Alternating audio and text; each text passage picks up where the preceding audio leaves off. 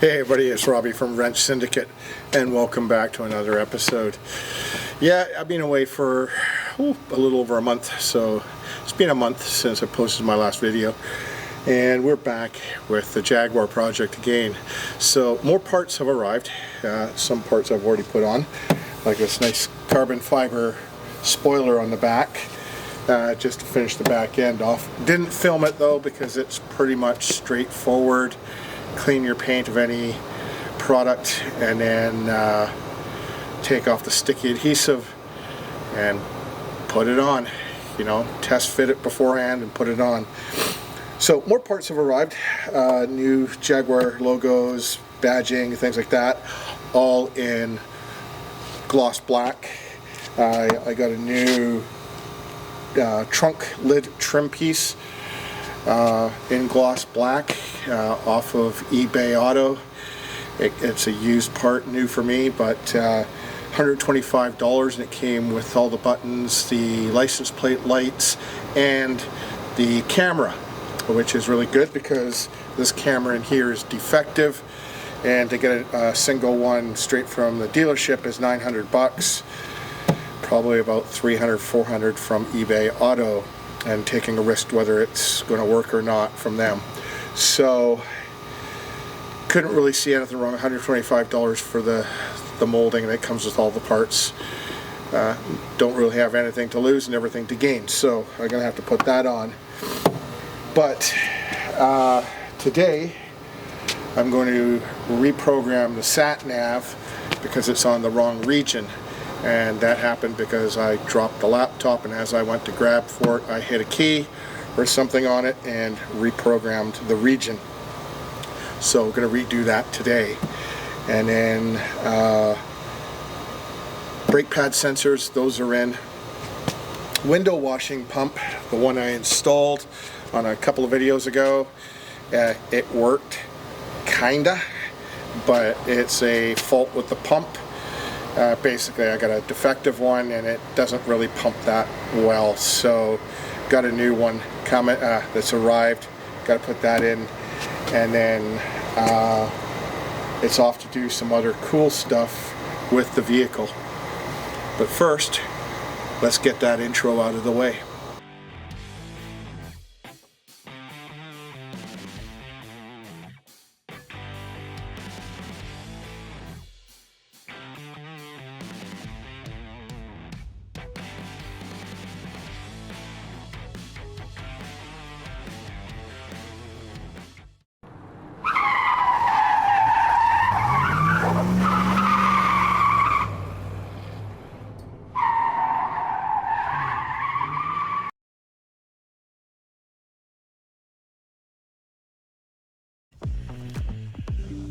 Okay, hey, welcome back. So we're in the car.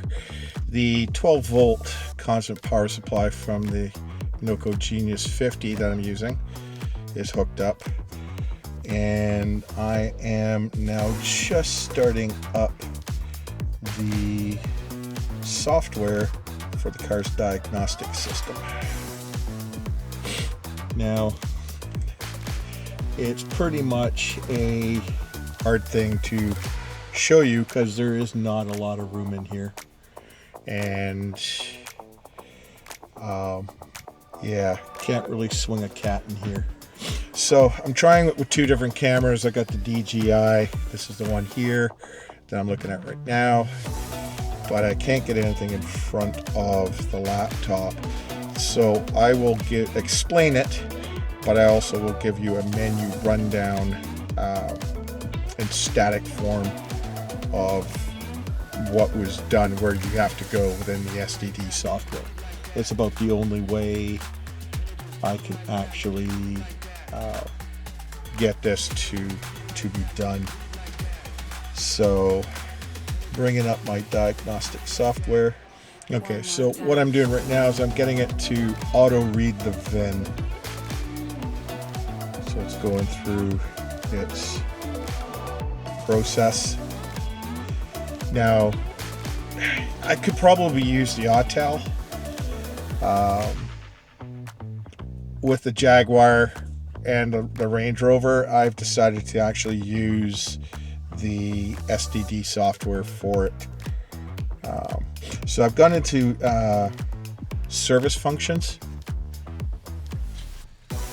My battery indicator is green, which is good.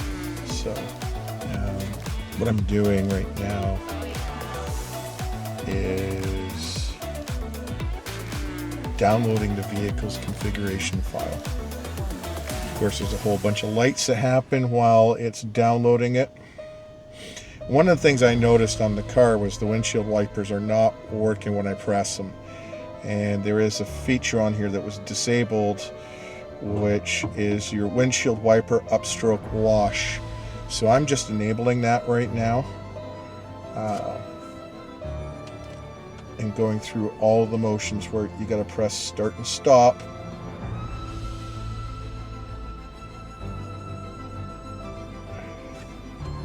Numerous times for it to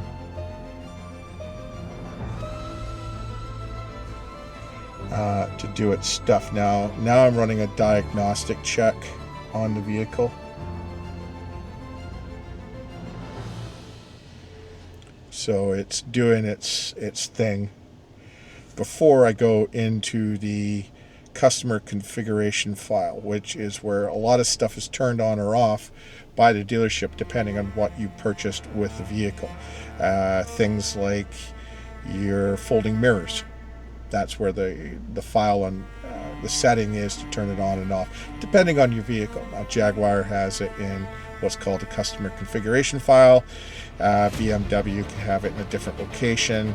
It all depends on the brand that you have purchased, where they have these options.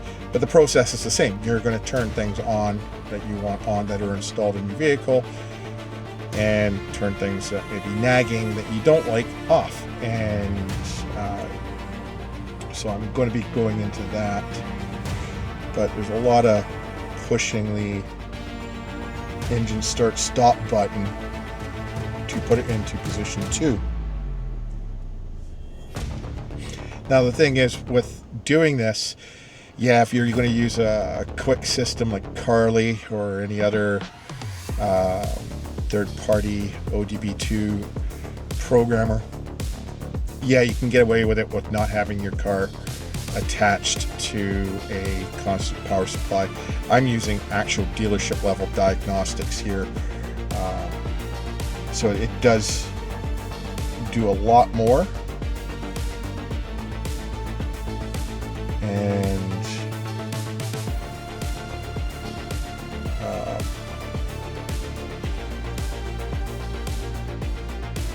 so I'm just looking at some of the options that are on here.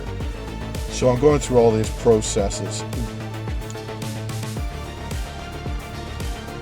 Then I'll get to the configuration file. Like I said, there's a lot of start stops. Hopefully this is the last video I shoot in this garage.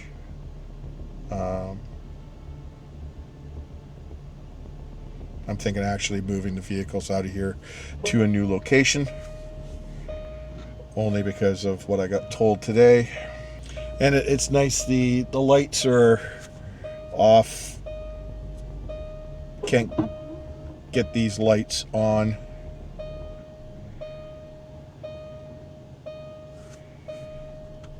To stay on. Oh, they stayed on now.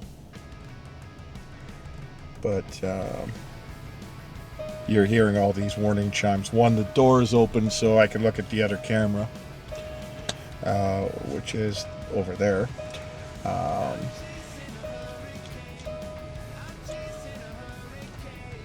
Two,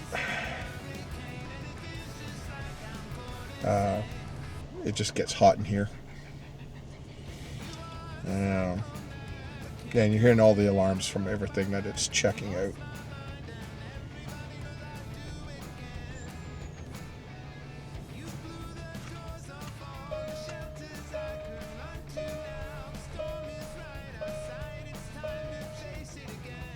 Now I'm just checking out which module I need to run.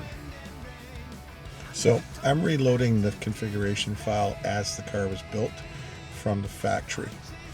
Now hopefully this will reset everything that needs to be set, and we can go from there.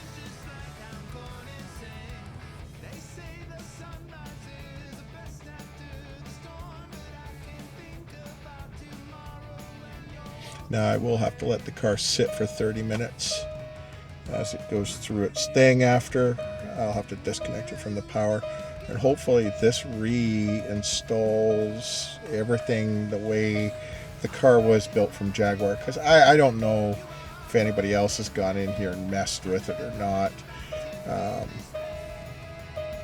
So I'm going to go and reset the configuration file back to factory. I think that's probably the safest.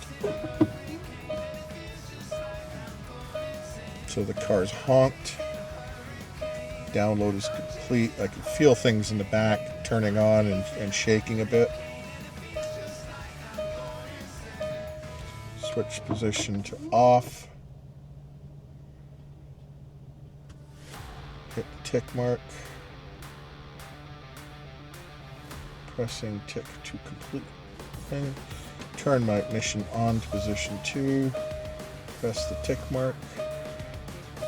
Now it's going to do a complete diagnostic again on the vehicle.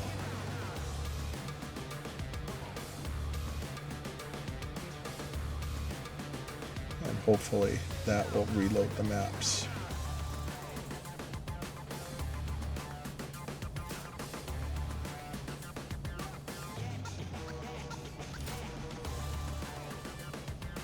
And my navigation is now working.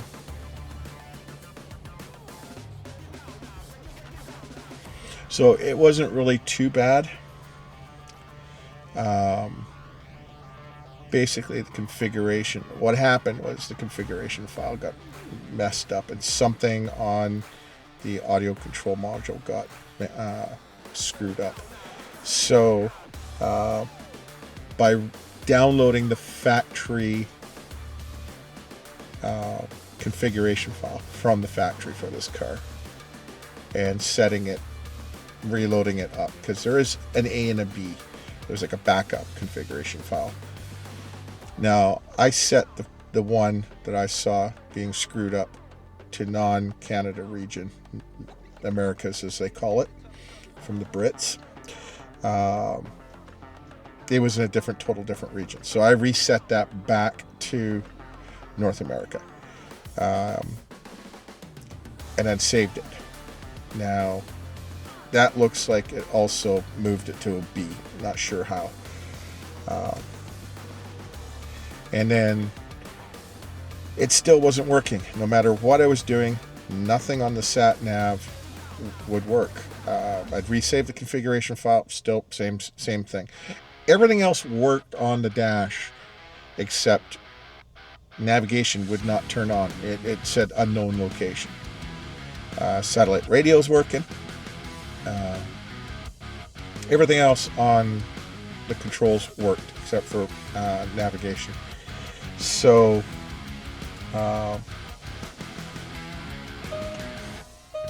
sorry, just going through its proper control module here. Control module procedure completed successfully. Position 0. Okay, so that is the procedure done. So with the configuration file being all messed up, the navigation didn't know what country it was in. It didn't really know what maps to pull, and it didn't have a location. It just said unknown location, and you tap on navigation, nothing would come up. So the only real thing to do is pull down from the manufacturer the actual real configuration file that this car came with from the dealership. And the only way really you can do that is to have the dealership software, the SDD software. So I basically said, okay, download it from the true source, which is going to be the car manufacturer from Jaguar. So I downloaded it from their server, which is the true source, because we know that's not screwed up. And then reload it in. And then what'll happen is the SDD software gives you the choice. Do you want to load it from option A, option B, which is your backup, or do you want to go with the as-built version, which is the file from the manufacturer? So I chose go with as-built. So that's going to take the dealership file. It went through its process. You heard the bells, chimes, and everything else going. And now SatNav comes up and it's showing where the vehicle location is. So in theory, once I disconnect all the stuff in the back, the actual maps will now come up, because the vehicle knows where it is, and it can't pull a map up if it doesn't know where it is. So now it's going to work.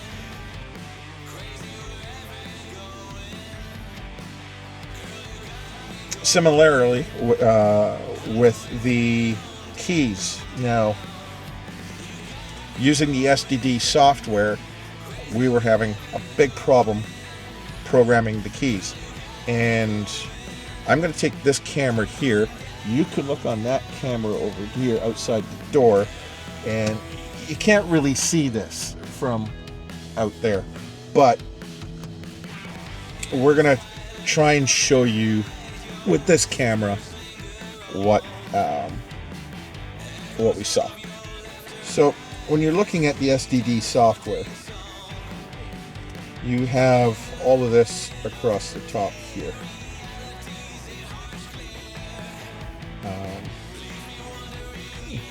I forgot this is a touch screen.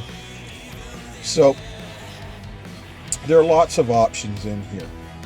Now, one, you have to have 2 keys. Without 2 keys, you are completely screwed. So I got the keys, and when I went through it, I was still having lots of problems with it. I ended up having to update the keyless vehicle module. So I ran this procedure here because nothing else was working. And the reason I ran that was I wasn't sure where the issue was actually occurring. Now, having one key program and a second key not be read, and then you do it again and it's vice versa, the other key now doesn't work, but the other key now is being seen. There was something weird going on. So I ran the keyless vehicle module. That pulled down the new firmware. It flashed the unit with the new firmware. But then that caused a problem where the PCM and the BCM were also having issues. So I had to update the BCM and the PCM. So that meant I had to come back up here and look for the body control module and do that part there to get it to update. So I had a powertrain control module. I had to update that one. So once I got that all up and running, I didn't have any problems when I ran this. So I ran that. It did its thing. It wipes all the keys that are not present in the vehicle, which you might want to do anyways. When you get new keys, you just don't know these days. So anything that was in the vehicle that I didn't have got wiped. Now I had one original key. The other key was upstairs because it was useless. The button I needed to press was broken. It was basically pulled out of the unit. And I had my key that I ordered from Car and Trucks keys, and that one was working. So I ran this keyless vehicle module. It flashed the firmware. The vehicle goes through its whole thing. You're going to hear tons of bells and noises and the horn honking and a whole bunch of other stuff. Once it's done all that and it checks your PCM, your BCM, and everything, and your gear control module, everything checks out, it automatically starts off your key programming procedure, which you would normally find under this top part where you could replace faulty lost keys. You can go straight into this, but it may give you problems, especially if you did a battery disconnect. It may give you problems. And since my BCM was stuffed up, I needed to encode that anyways. So I went for the other option. So it goes through and it asks you to do your keys. Now, put a piece of masking tape and label one key A and one key B. And always do them in that sequence. Don't get them mixed around. That was the other thing. The keys looked identical, and when I put them down, they got mixed out of order, and that didn't help things. So put a piece of tape on them, or mark it somehow, rubber band around it, whatever, so you can distinguish which is one key and which is the other key. So I put a red tag on one of them and a black tag on the other, and I did the red one first. Always the red one tagged one first, the black one tagged second. And I went through it, and it asks me to, it wipes all the keys, it reinstalls the modules, and then it asks you to now bring your key fobs, put them up against the control cluster, the gear shift cluster, and it will check for them. It saw them both, so that is good. Then it goes on to the programming part. So take the first key, it tells you to press the unlock button, press it once. Don't press it more than once, because it's not going to do anything. It just causes problems. Press it once, then the software here said press OK. You press OK, it asks you to press the button again, and you have to do it within 5 seconds of you ticking OK. Once it takes, you hear the car honk, and then it will ask you to do another press again. You do that, and then it's done. Then it asks you to get the second key. Bring the second key up, and then you do it again, and exactly what it says to do. You press the unlock button. I think it was about 4 or 5 times I had to press it. The car will honk. Both keys have to be programmed. You cannot do it with one. You have to have 2. Once it detected the second key, the screen lit up with a whole bunch of stuff where it was flashing the unit, it was flashing the BCM, the security control module was being flashed, the immobilizer was being updated. It updated everything, and now it has told the immobilizer that these keys are authorized to start the vehicle. And once that was done, didn't have any more problems. Now, with the Autel, it didn't give me stuff like that. I had to do all this weird stuff with the brake pedal and all that other stuff, and it just wasn't working out. So using the SDD software here was the best way to get everything sorted out, and now the car is back to the way it should be. I've got the satellite maps up. The everything is now the way it was, well, sort of kind of the way it was from the dealership. So it's all done now. Everything is back to the way it should be, and we are going to call it a night. It is now past 9 o'clock at night. Sat-nav is back up and running. I got to download this video into the PC and start putting it together with the camera over there that's been rolling. And my laptop's getting low, but that is the sat-nav back up and running. So we've got that resolved. Did it cost me anything? No, because I had the software. So just a couple hours of my time to go through it and explain it and check everything out. So the SDD is working.